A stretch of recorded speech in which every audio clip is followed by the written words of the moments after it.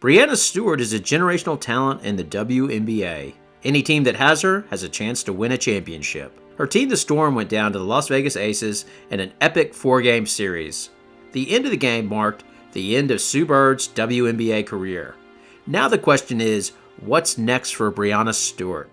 It will likely come down to 3 options: to stay, to go, or to really go. Let's take a look as a fascinating game of chicken and leverage is about to be played. To understand the future, you often need to look at the past. In this case, it's the recent past. After the 2021 season, Stewart and Jewell Loyd were unrestricted free agents. It was assumed that Stewart would re-sign with the Storm as she wanted to run it back one last time in an effort to get Sue Bird another championship before she retired. The Storm must have thought this as well, as they decided to make Jewell Loyd their core player, not Stewart. As you probably already know, the core player designation is the WNBA version of the NFL franchise tag, which essentially allows a team to lock down one free agent player and prevent them from signing with another team. So Loyd was designated as a core player and was given a 2-year contract, which means the Storm are unable to use the core designation in the 2022-23 offseason.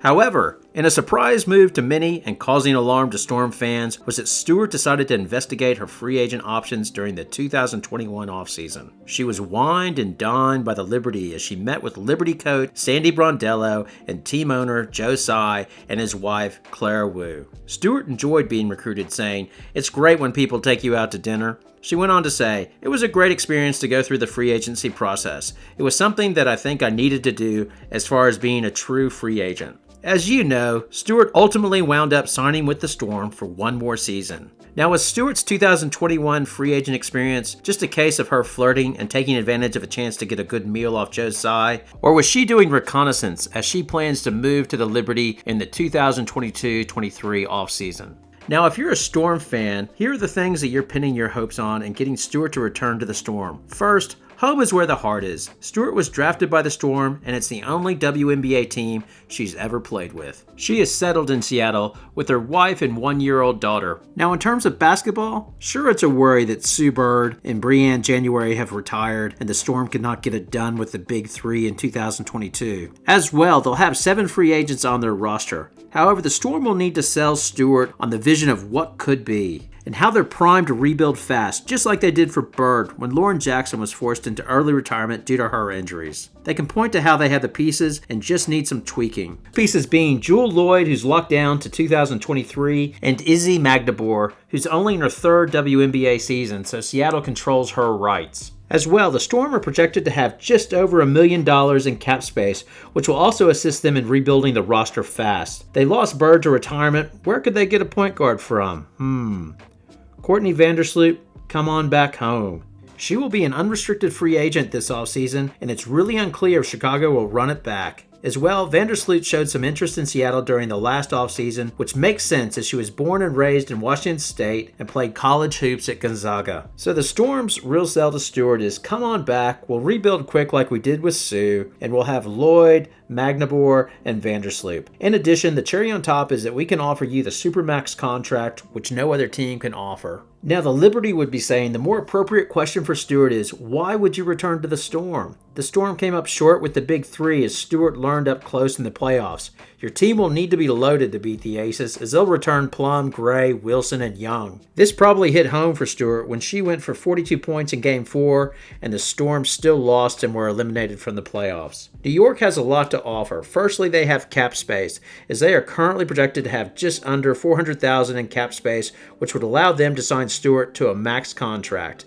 In addition, they have the players, namely guard Sabrina Ionescu, which would give the Liberty a devastating inside-outside threat, which is required to win a championship. Not to mention, Stewart would not be required to do all the dirty work inside, as she would be able to share the load with Natasha Howard and Stephanie Dolson, who are already on the New York Liberty roster. The other selling point of New York is New York itself, as it's home for Stewart as she grew up in Syracuse and then went on to star at UConn. New York would also offer Stewart more options to grow her brand and likely get more endorsement deals. Although to be fair to the Storm, this hasn't really been hindered in Seattle, as she became only the 10th player in WNBA history to get a signature shoe deal. Her signature shoe, the Stewie 1, was debuted at the WNBA 2022 All-Star Game. The back heel of the Stewie 1 might give a clue into the third option Stewart will look at in regards to her future. What is that, you say? Well, the Stewie 1 has a Stitches logo on the back of each shoe, which represents how she's undergone surgery on both Achilles. Stewart missed the entire 2019 WNBA season after rupturing her right Achilles while playing for a Russian club in the April 2019 EuroLeague final. She underwent surgery, but was able to make a full recovery and led the Storm to the 2020 WNBA title and was also named Finals MVP. Stewart suffered her left Achilles injury at the end of the 2021 WNBA season and then underwent what was described at the time as minor surgery on her left Achilles. She made a full recovery from her surgery and was her usual dominant self throughout the 2022 WNBA season. However, the injury did prevent her from playing overseas and fulfilling her contract with her Russian club. And have no doubt that playing overseas is a big deal, as this is where WNBA players make their money. Stewart can earn about $1.5 million overseas, which towers in comparison to the $330,000 that she's able to make on a max WNBA contract. However, the overseas cash cow option is now under threat due to the WNBA prioritization rule, which comes into effect from 2023.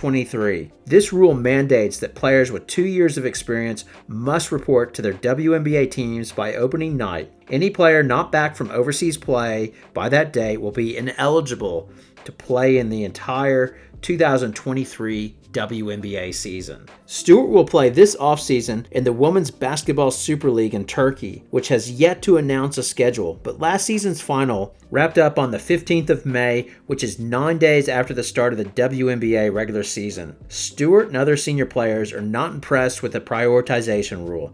Stewart has been non-committal on playing in the WNBA in 2023, saying, "To be honest, I don't know.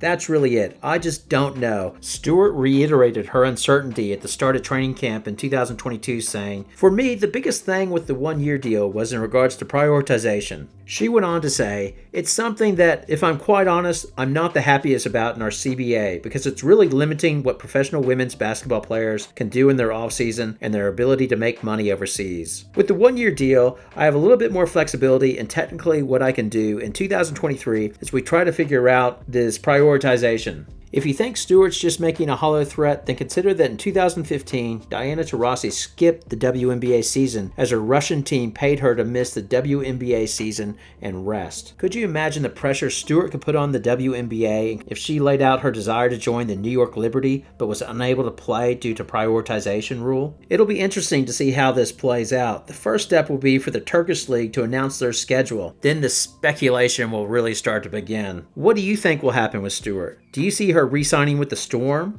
or going to the Liberty? Or do you see her playing a game of chicken with the league over the prioritization rule? And who do you think will blink first? Will the league give her an exception to the rule? Or could one of the best players in WNBA league history miss the 2023 WNBA season because of the prioritization rule? Leave your comments below. If you enjoyed the video, then please give it a like. Thanks for watching. See you next time.